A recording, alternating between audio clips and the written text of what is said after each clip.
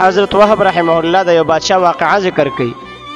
یو ځل د خپل ملک د سیل اراده وکړه چې سیل کوم چکر وهم په خپل ملک، نو شاهي لباس یې راوغوښت.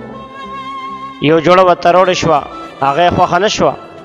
دویمه یې ورته راوغوښته، هغه هم خوښه نه شوه. دغه شان بیا بار بار یوه جوړه راغوښته، اخر دا یو جوړه یې خوښه شوله، هغې یې واغوسته.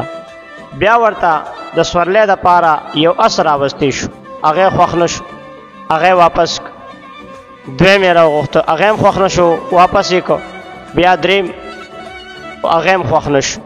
اخر دا ټول اسونه ورته حاضر کړی شو، د په هغې کې ځان له یو خوښ کړ او په هغې باندې سور شو. بل طرف ته شیطان مردود د ده غوږونه تکبر د هوا نه ډک کړي وو. دی ډېر په ناز نخرو تکبر سره روان شو. فوجیان خادمان ورسره پیاده روان وو. مزل یې کو، په لاره کې ورته یو کس مخې ته راغی، کمزور حالت والو، زړې کپړې اغوستې وي. په بادشاه باندې سلام واچو، خو بادشاه ده طرف ته د ډېر د تکبر د وجې نه کتل غوښتلم نه. خو دې کس د بادشاه د اس واګي ونیوه.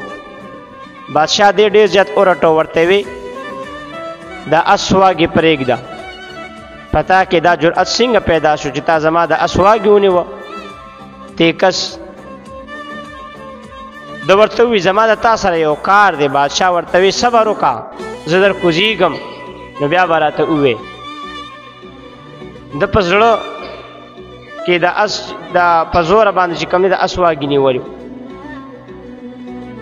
او د بادشاه په زړه کې کرن ریبل چې دا به څه وایي.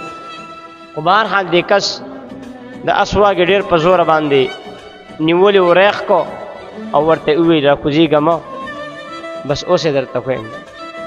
بادشاه ورته وی څه وی؟ ته ورته وی د راز خبره ده په غوږ کې درته کوم. بادشاه ورته غوږ ور نږدې کړ، ده ورته وی په غوږ کې وویلې زه ملک الموت یم، ستا روح اخیستو دپاره راغلی یم.